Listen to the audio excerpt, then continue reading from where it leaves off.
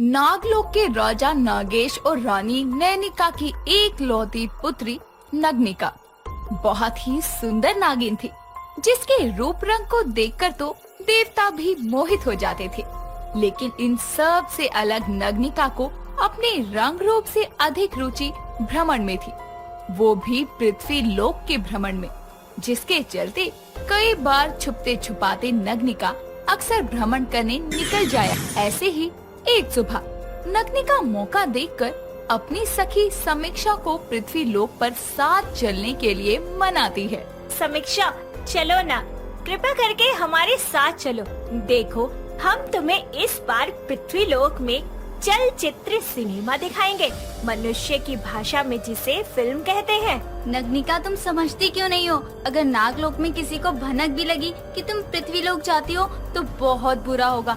एक पल के लिए तुमको नागराज बख्श भी दे कि तुम उनकी पुत्री हो, लेकिन मुझे तो सीधा मृत्युदंड ही मिल जाएगा। तुम मेरे पिताजी के न्याय पर सवाल उठा रही हो। अगर हम पकड़े भी जाते हैं तो मैं सारा इल्जाम स्वयं पर लूंगी, तुम्हें कुछ नहीं होने दूंगी। अब तो मेरे साथ चल। तुम मानोगी नहीं ना? चलो, जो होगा देखा जाएगा। नग्निका समीक्षा के साथ पृथ्वी लोक पर चली जाती है, जहां वो एक बहुत ही सुंदर से सूट में अपनी सखी के साथ फिल्म देखने एक सिनेमा हॉल में जाती है। लेकिन फिल्म के अंत में जब दोनों हॉल से बाहर निकल रही होती है तो हॉल में बैठे एक डायरेक्टर की नजर नग्निका पर पड़ती है और वो उसे देखकर बोलता है, वाओ, इतनी खूबसूरत लड़की। इसका चेहरा तो दुनिया और फिल्म इंडस्ट्री पर छाने के लिए ही बना है।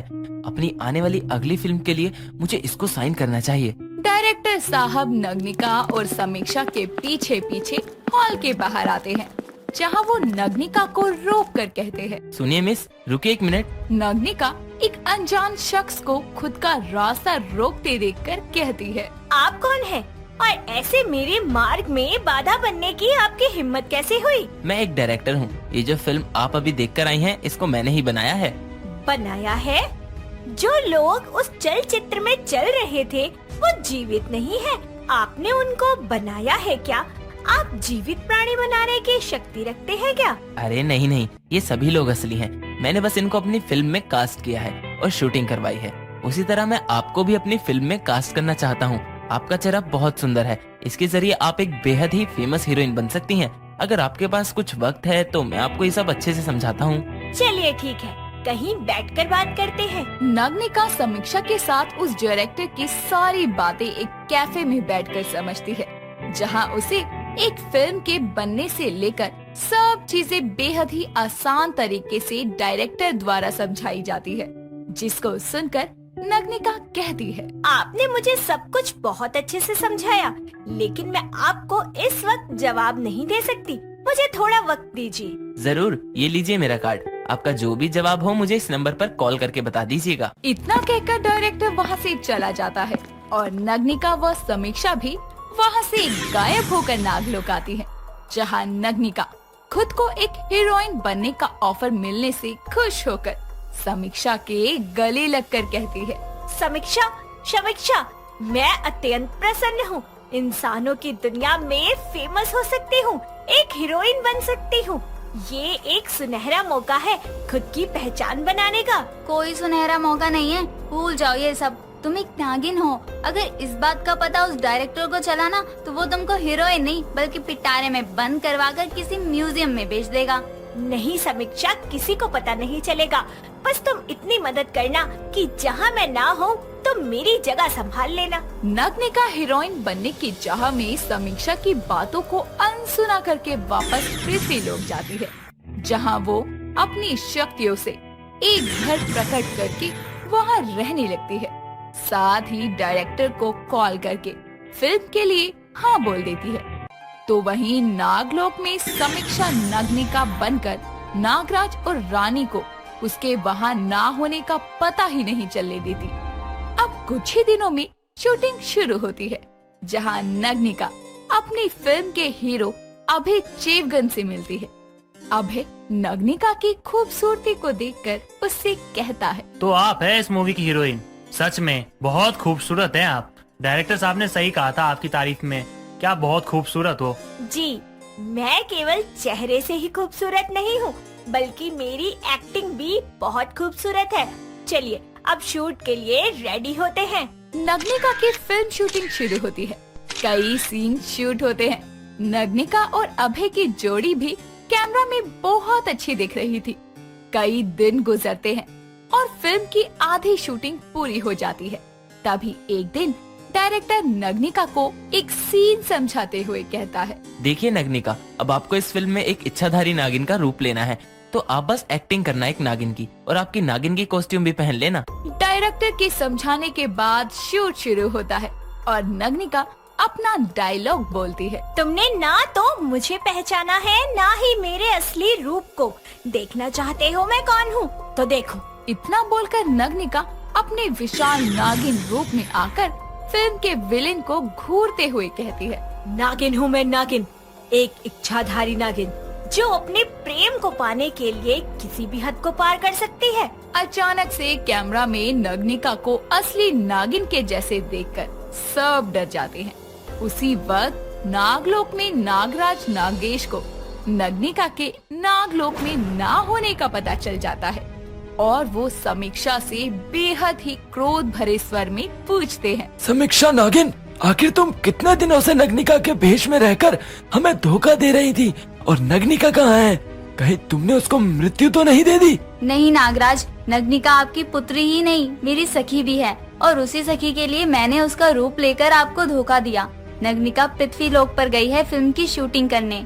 क्या फिल्म की शूटिंग? ये क्या है? नागराज के पूछने पर अब समीक्षा को सब कुछ सच सच बताना पड़ता है और सारा सच सुनने के बाद नागराज तुरंत नग्निका की शूटिंग की जगह पर पहुंचते हैं और वहां नग्निका को सबके सामने नागिन अवतार में देखकर उसको तुरंत वहां से गायब करके नागलोक ले आते हैं। शूटिंग से अचानक ही हीरोइन के गायब होने पर अफरा तफरी मच जाती है, तो वहीं नागराज नागलोक में आकर नग्निका से कहते हैं, नग्निका, तुमने नागलोक के नियमों का उल्लंघन किया है पृथ्वी लोक पर जाकर, और इतना ही नहीं, तुमने वहाँ जाकर मनुष्य के मनोरंजन के लिए बनाए जाने वाली फिल्म में भी भाग लिया। तो पिताजी इसमें गलत ही क्या है? हर कोई तो मेरी खूबसूरती की तारीफ करता है, लेकिन आज तक मुझे इसका कोई फायदा नहीं मिला। लेकिन पृथ्वी लोक पर जाकर अगर एक सुंदर चेहरे से मैं हीरोइन बन जाती हूँ, तो इसमें गलत ही क्या है? गलत है, तुम मनुष्य के मनोरंजन का साधन नहीं हो, और एक नागिन को ये सब करना शोभा नहीं देता। पिताजी, जब मेरी इस कला का नागलोक में कोई कार्य ही नहीं है, तो मैं पृथ्वी लोक पर अपनी इस कला को इस्तेमाल करके लोकप्रिय क्यों नहीं हो सकती? इसमें कोई गलत कार्य नहीं है। और रही बात मेरी नागिन होने की, तो आप निश्चिंत रहिए, किसी को पता नहीं लगेगा कि मैं कौन हूँ। नग्निका और नागराज की सारी बातें सुनकर नग्निका की माँ नैनिका कहती है, महाराज, जब हमारी पुत्री कह रही है कि इस कार्य में कोई जोखिम नहीं है, तो आप क्यों उसे रोकना चाहते हैं? आखिर कब तक नागलोक की नागिनें सिर्फ यहीं रहकर अपना जीवन बिताएंगी? माँ सही कह रही है पिताजी। अगर आपको लगता है कि ये कार्य गलत है, तो आप मेरे साथ चलकर शूटिंग देखिए, आपको बहुत प्रसन्नता होगी। चलिए ना नागराज, हम भी चलते हैं अपनी पुत्री की फिल्म की शूटिंग देखने। नैनिका और नग्निका की बातें सुनकर नागराज उनके साथ पृथ्वी लोक पर जाने के लिए विवश हो जाते हैं, जहां सभी वापस से धरती लोक जाकर इंसानी रूप लेते हैं और नग्निका शूट पर मौजूद अपने ड्रेसिंग रूम से निकलकर डायरेक्टर के पास आती है, जो उसे देखकर बोलता है, नग्निका, तुम कहाँ चली गई थी? अचानक ही सेट से गायब हो गई थी। वो मैं अपनी वैनिटी वैन में सो रही थी, शायद किसी को पता नहीं लगा। शुक्र है मैंने इन सभी के दिमाग से अपनी नागिन होने वाली सारी यादें मिटा दी। चलो कोई नहीं, अब शूट शुरू करते हैं। इस सीन में तुमको नागिन बनना है, तो आप बस एक्टिंग करना एक नागिन की, और आपकी नागिन की कॉस्ट्यूम भी पहन लेना। जल्दी से मैडम को नागिन की ड्रेस देकर तैयार करो। एक असली नागिन को नकली नागिन बनकर शूटिंग करनी पड़ रही थी, लेकिन नग्निका को इसमें बहुत मजा आता है। साथ ही शूटिंग देखकर नागराज भी उसके इस काम में कोई बाधा नहीं बनते और नग्निका की फिल्म शूट होती है और उसके रिलीज होने पर नागलोक के कई नाग नागिन इंसानी रूप लेकर उसको देखने आते हैं।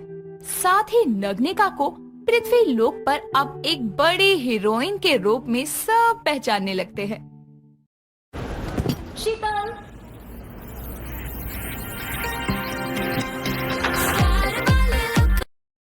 नागलोक में केवल विशाखा ही एकमात्र ऐसी नागिन थी जिसे पृथ्वी लोक पर प्रचलित श्रृंगार विद्या का ज्ञान था, जिसके कारण उसके ब्यूटी पार्लर यानी के काया पलट केंद्र में सभी नागिनें अपने रूप को निखारने के लिए जाया करती।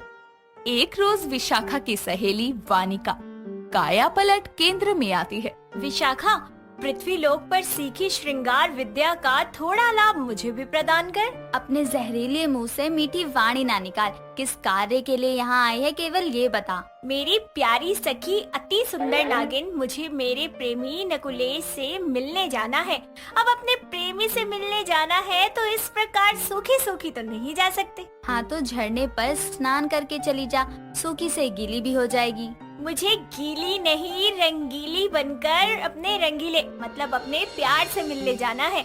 तू मेरा श्रृंगार करके मेरा सौंदर्य और बढ़ा दे। अवश्य, क्यों नहीं, किंतु तेरा रूप निखारने से मुझे क्या लाभ होगा। अब तू तो जानती है मैंने ये काया पलट केंद्र फोकट में चलाने के लिए तो नहीं खोला, तुझे अपना रूप निखारने के लिए मूल्य चुकाना होगा। अर्थात तू अब अपनी सहेली से भी मूल्य लेगी। विशाखा, यही मित्रता, यही तेरा प्यार। सखी से प्यार हो गया व्यापार। अपनी भावनाओं में मुझे बहाने का प्रयास ना कर। केवल 2 पात्र जहर ले आ, उसके बदले में मैं तेरा सौंदर्य निखारने वाला उपटन लगा दूंगी। दोनों बातें कर ही रही होती है कि तभी 2 नागिन दासियां उसकी ब्यूटी पार्लर में आती है और विशाखा अपनी सहायिका नागिन से उनका रूप निखारने को कहती है। 2 पात्र जहर, तेरा मस्तिष्क फिर गया है क्या? अरे यहाँ खुद के पीने के लिए जहर के लाले पड़ रहे हैं। मैं तो खुद फल और दूध पीकर अपनी भूख मिटा रही हूँ और तुझे रूप निखारने के लिए 2 पात्र जहर ला कर दूं? मूल्य चुकाऊं? हाँ, नहीं करवाना मुझे तुमसे कुछ भी। विशाखा से रूप निखारने का मूल्य सुनकर वानिका वहाँ से उल्टे पांव अपने भवन लौट आती है और आईने में खुद को देखते हुए कहती है, हाँ, भला इतने सुंदर रूप को निखारने के लिए 2 पात्र जहर को ज्यादा नहीं है? क्या हुआ अगर उसे पृथ्वी लोक की श्रृंगार विद्या आती है तो मैं खुद ही अपने रूप को निखार लूंगी और सवार भी लूंगी। इतना कहकर वो खुद ही अपना मेकअप करना शुरू कर देती है और पूरे 2 घंटे के बाद आड़ा टेढ़ा मेकअप कर नागलोक के बगीचे में नकुलेश से मिलने जाती है। जैसे ही नकुलेश वहाँ आता है तो उसका मेकअप से बिगड़ा चेहरा देखकर भौचक्का रह जाता है। तभी वानिका कहती है, नकुलेश, कैसी लग रही हूँ मैं? लग रही हूँ ना इंद्रलोक की अप्सरा? अप्सरा का तो पता नहीं, किंतु पाताल लोक की राक्षसनी जरूर प्रतीत हो रही हो। तुम्हारे रूप का इतना बुरा हाल किस बैल बुद्धि ने किया? ऐसा ना कहो, केवल तुमसे भेंट करने के लिए ही तो मैंने बिल्कुल पृथ्वी लोक जैसे लाली पाउडर लगाकर अपना रूप निखारा है। निखारा नहीं, बिगाड़ा है। इससे अच्छा तो तुम अपनी सखी विशाखा के काया पलट केंद्र चली जाती। वो अपने श्रृंगार विद्या से दासी नागिनों को भी नागरानी जैसी सुंदरता दे देती है। चुप करो, उसके विषय में तो बात करने की भी आवश्यकता नहीं है कोई। पृथ्वी लोक से उसने एक विद्या क्या सीख ली, उसके बाद तो मानो उसके नखरे ही बढ़ गए हैं। श्रृंगार की देवी समझने लगी है खुद को। अपनी सखी से मूल भाव कर रही थी। अरे तो क्या मित्रता के चक्कर में सबको फोकट में सुंदरता प्रदान करती रहे?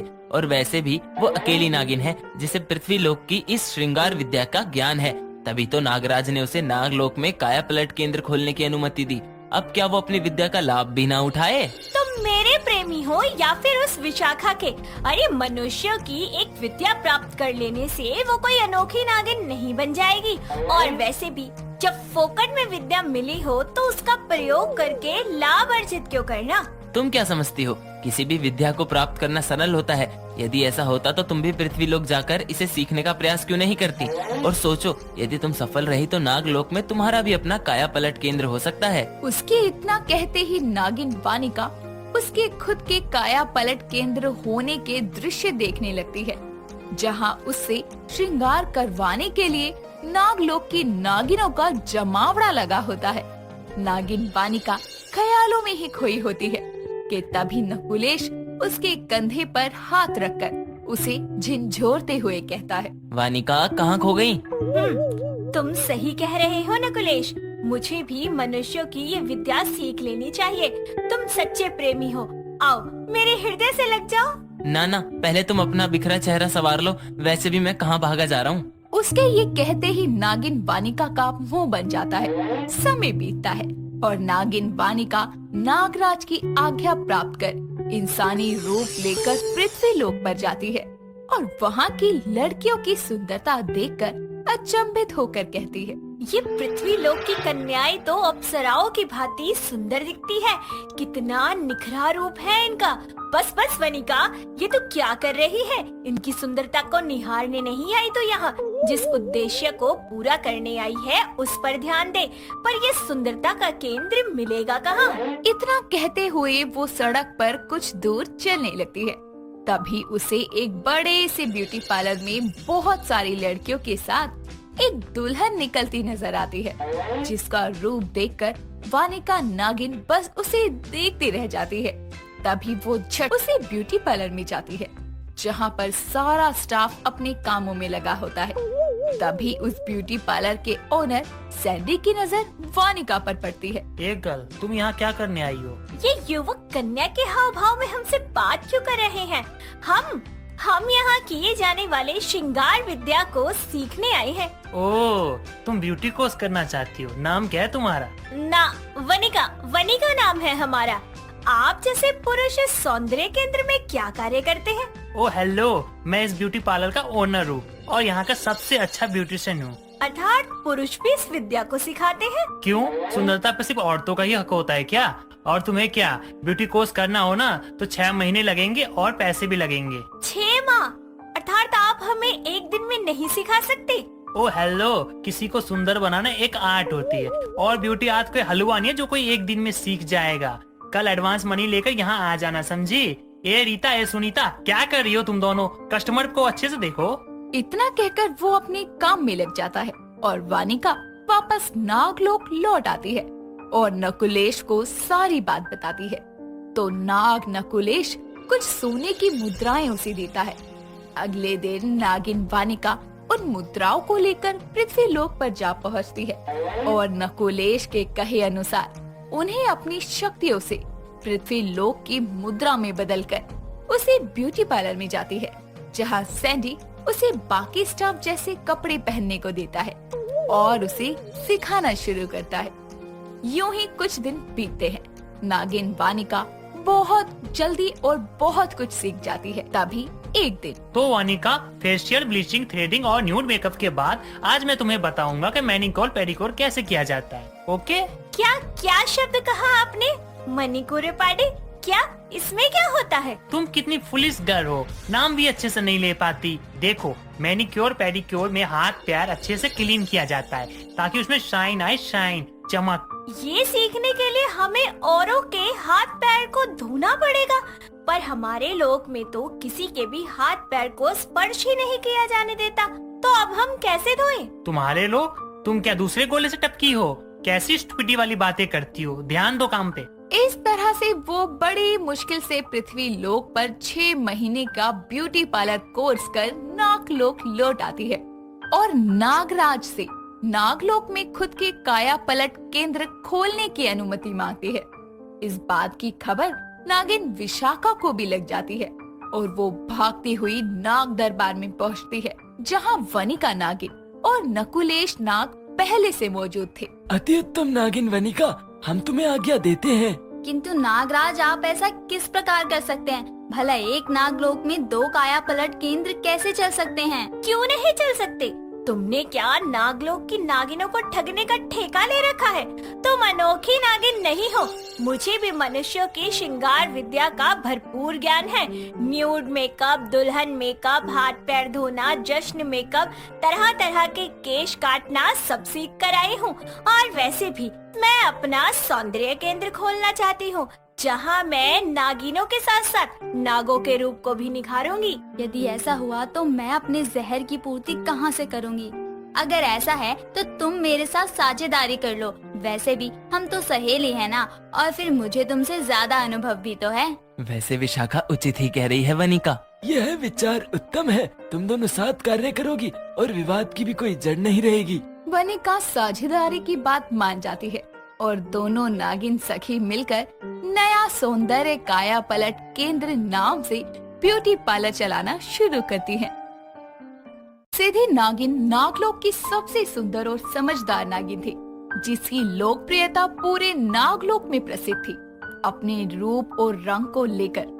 लेकिन अगर उसे परेशानी थी तो वो ये कि उसे नाग नृत्य नहीं आता था। एक दिन सिद्धि अपनी माँ आशा के कक्ष में जाकर उससे कहती है, माँ मुझे नृत्य नहीं आता, मैं जब भी नाचने की कोशिश करती हूँ गिर जाती हूँ और सब मुझ पर हंसने लगते हैं। हर नागिन में कोई एक खास योग्यता होनी चाहिए ना। मेरी बच्ची, भगवान ने सबको अनोखा बनाकर भेजा है। अगर तुझमें ये योग्यता नहीं है तो क्या हुआ, जरूर तेरे अंदर भी कुछ न कुछ खास होगा, बस उसे ढूंढने की जरूरत। पर माँ अब मैं अपनी खूबी को कैसे तलाश करूँ? बस अपनी आंखें और कान खुले रख और अब मेरे कक्ष से अपने कक्ष में जा। मैंने तेरे लिए तेरे पसंदीदा जहर बनाया है। आज मैं तुझे अपने हाथों से जहर पिलाऊंगी। तू चल, मैं वहीं जहर लेकर आती हूँ। इतना कहकर आशा चली जाती है और दोनों माँ बेटी साथ में जहर के प्याले पीती है। जिसके बाद सिद्धि सीधा अपने प्रेमी पुष्प से मिलने नागलोक के बाग में जाती है और उसे कहती है, मुझे कुछ अच्छा नहीं लग रहा, मुझे कहीं घुमा लाओ ना। जैसा तुम बोलो सिद्धि, आज मैं तुमको पृथ्वी लोक पर लेकर जाऊंगा। वहाँ जाकर तुमको आनंदित लगेगा, परंतु याद रहे मेरा हाथ मत छोड़ना और कहीं मत जाना। इतना कहकर पुष्प सिद्धि को पृथ्वी लोक के एक बाजार में ले आता है, जहाँ अपने जैसे परंतु अलग लोगों को देखकर सिद्धि को अजीब लगता है। जिसके बाद पुष्प सिद्धि को वहाँ के लोगों के भांति कपड़े पहना देता है और वो दोनों हाथ पकड़कर घूम रहे होते हैं। लेकिन अचानक सिद्धि का हाथ पुष्प के हाथ से अलग हो जाता है और वो खो जाती है। जिसके बाद वो एक दुकान देखती है जिस पर लिखा होता है आलोक सिलाई सेंटर और वो वहाँ जाकर कहती है, भाई साहब मैं बहुत थक गई हूँ और अपने प्रेमी से अलग भी हो गई हूँ। उसके मुझे ढूंढने तक क्या मैं यहाँ विश्राम कर लूँ? क्यों नहीं बहन, आखिर एक इंसान ही तो इंसान के काम आता है। इंसान नहीं, नागिन। अच्छा मजाक करती हो आप बहन। आप कुछ लेंगी, पानी या चाय? क्या मुझे ठंडा जहर मिलेगा? आलोक को उसकी बातें अजीब लगती है और वो उसे पीने के लिए पानी देकर अपनी सिलाई मशीन पर बैठकर सिलाई करने लगता है। और आलोक को अपने हाथ मशीन चलाते देखकर सिद्धि को अचंभा होता है और देखते ही देखते वो ड्रेस बनाकर तैयार कर देता है, जिसे देखकर सिद्धि कहती है, वाह, आपने तो कुछ ही क्षण में कपड़े से वस्त्र बना दिए। क्या आप मेरे लिए भी बना देंगे?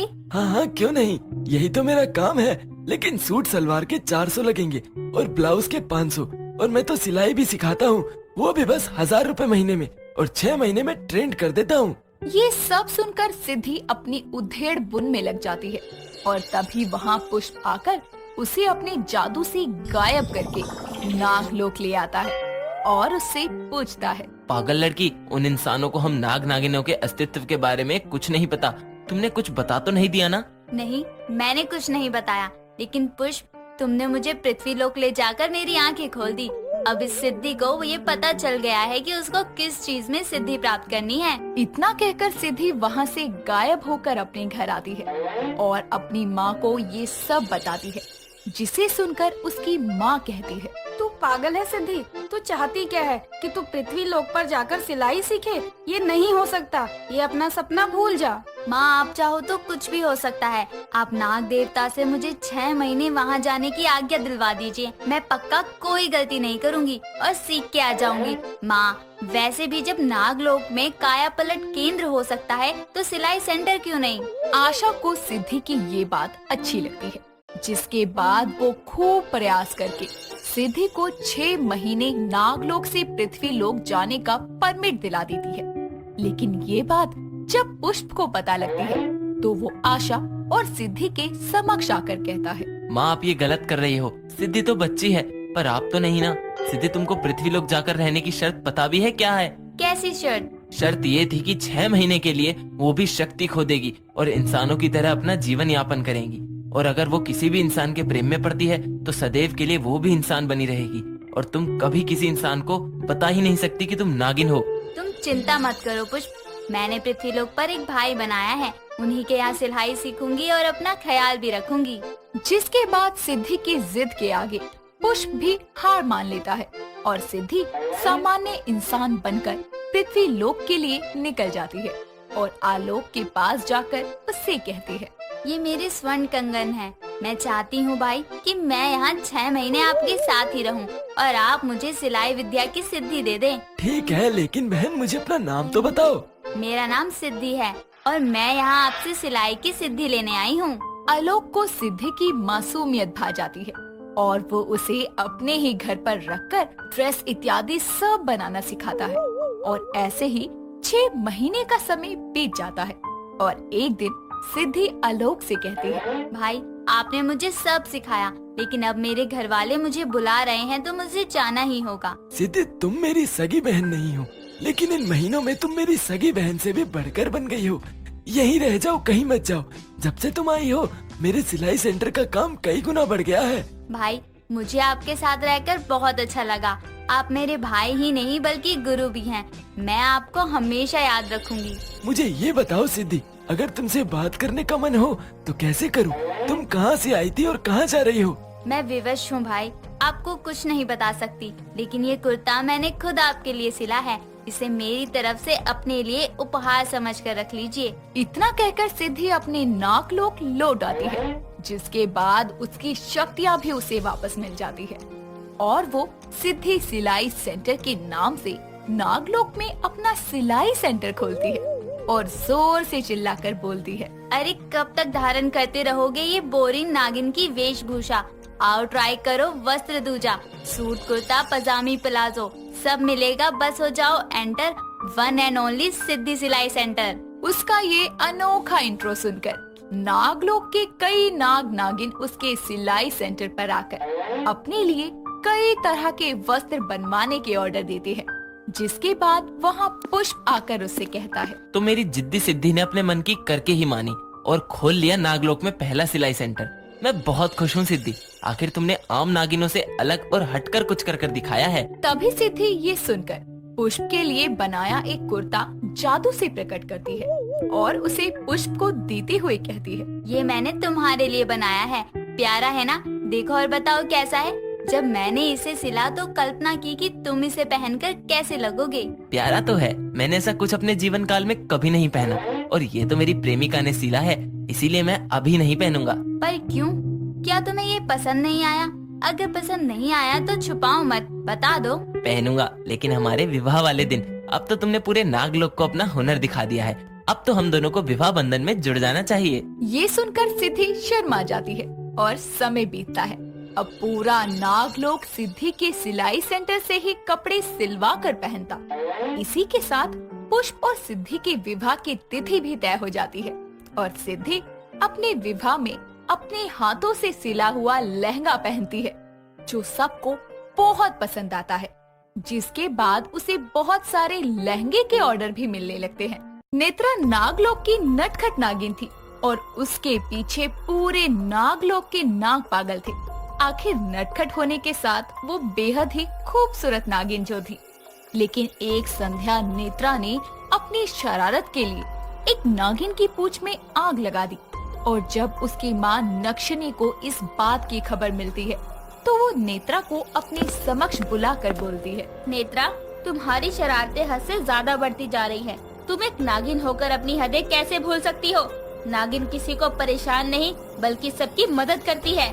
माँ, मैंने तो बस थोड़े से हास्य के लिए ये सब किया था, लेकिन आग ज्यादा बढ़ गई क्योंकि नगीना बार बार अपनी पूंछ हिला रही थी। हमें तुमसे कोई सफाई नहीं चाहिए। एक नागिन होने के दायित्व को जितनी जल्दी समझो तुम्हारे लिए उतना ही अच्छा है। तुम इंसान नहीं हो जिसे शरारतें करने का अधिकार हो। ऐसी बात है तो मुझे नहीं चाहिए ये नागिन रूप। मैं जा रही हूँ पृथ्वी लोक। इतना बोलकर नेत्रा गुस्से में पृथ्वी लोक चली जाती है, जहाँ वो सड़क किनारे चल ही रही होती है कि तभी एक नशे में डूबा आदमी हाथों में बोतल पकड़े डगमगाता हुआ नेत्रा से टकरा कर गिर जाता है और नेत्रा उसे संभालते हुए कहती है, अरे अरे, क्या हुआ आपको मानव?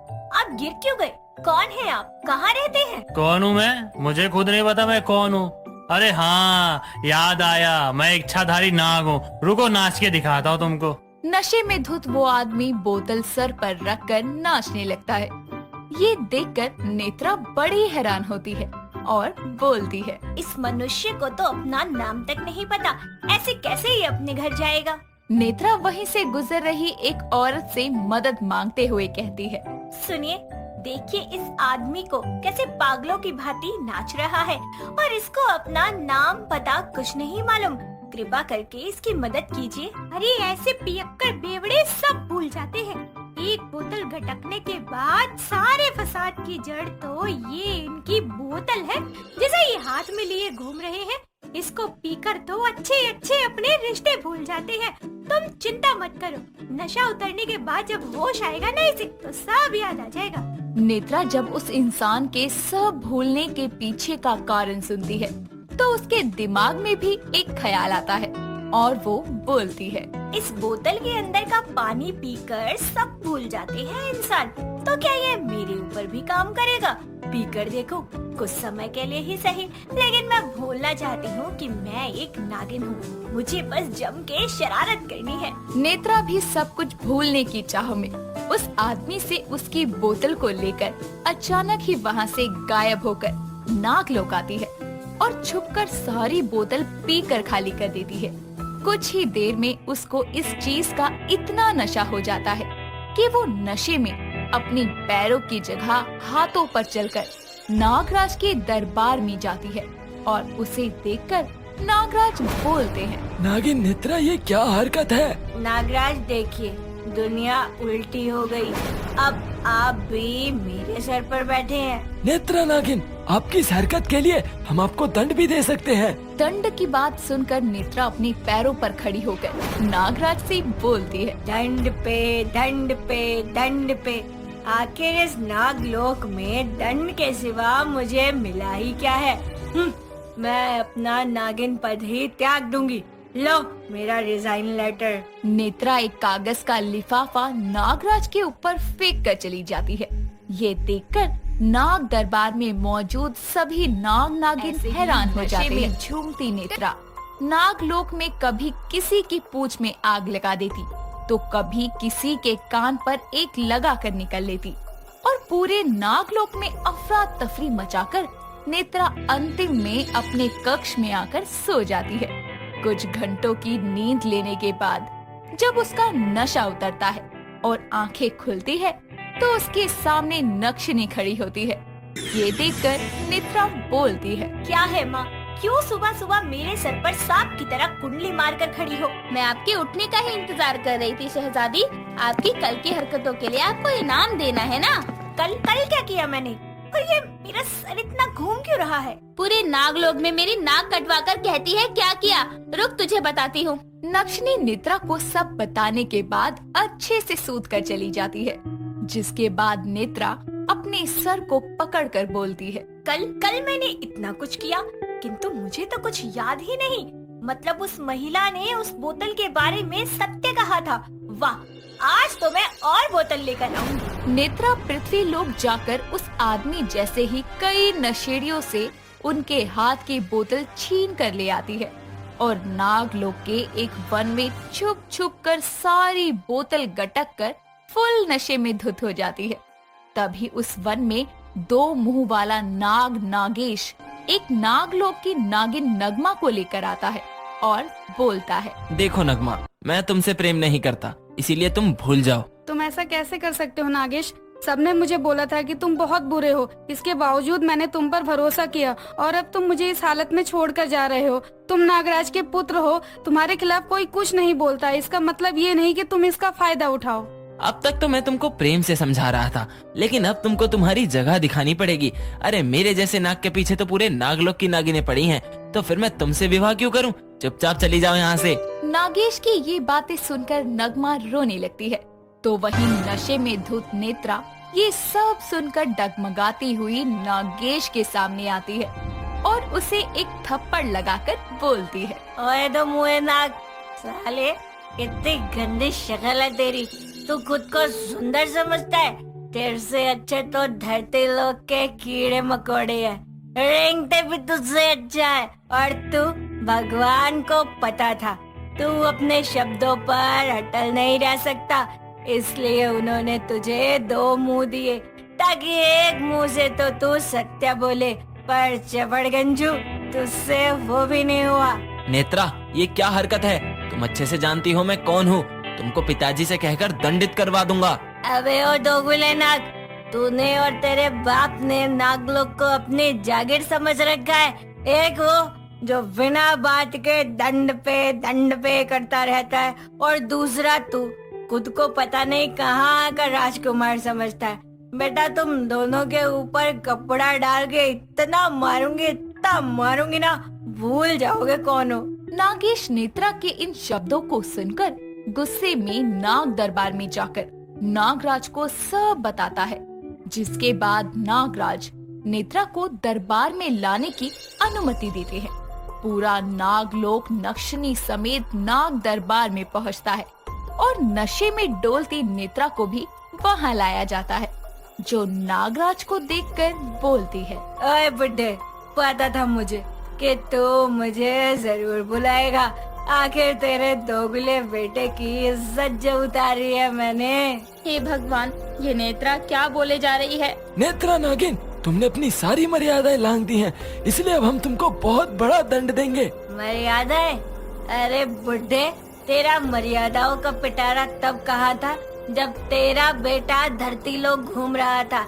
इस चितकबरे नागेश ने कितनी नागिनों को झूठे प्यार का वादा करके उनका त्याग कर दिया, तब तेरे दंड कहाँ थे? नगमा के पीछे पीछे नाग दरबार में मौजूद बाकी नागिनें भी अपनी आवाज उठाती हैं, जिसके बाद नेत्रा बोलती है, सुन लिया बुड्ढे, एक नागराज होने के नाते तू अपने दायित्व को निभाने में असफल है। सुनो सभी नाग नागिन भाई बहनों, आओ मिलकर इसे नागराज की गद्दी से हटाएं। हाँ, हटा दो। पूरे नागलोक का विरोध देखकर नागराज खुद ही अपने पद का त्याग कर देती हैं, जिसके बाद सभी खुशी से नेत्रा को नागलोक की रानी बना देती है। लेकिन तभी वो अत्यधिक नशे के कारण बेहोश हो जाती है और अगली सुबह जैसे ही उसे होश आता है तो सारा सच पता चलने के बाद वो बोलती है, हे भगवान, धरती लोक की इस नशीली दवाई ने तो मेरे मुंह से सच बुलवा दिया। चलो अच्छा है, अब मुझे शरारत करने पर नागराज से डांट नहीं खानी पड़ेगी, क्योंकि अब तो इस नागलोक की कर्ता धर्ता मैं हूँ। इसी बात पर एक बोतल और लेकर आती हूँ धरती लोक से। नेत्रा के नशे के कारण कई नाग नागिनों को परेशानी हुई, लेकिन अंत में उसका नशा नागलोक में बदलाव का कारण भी बना और नागलोक को उसकी पहली नशेड़ी नागिन मिल गई,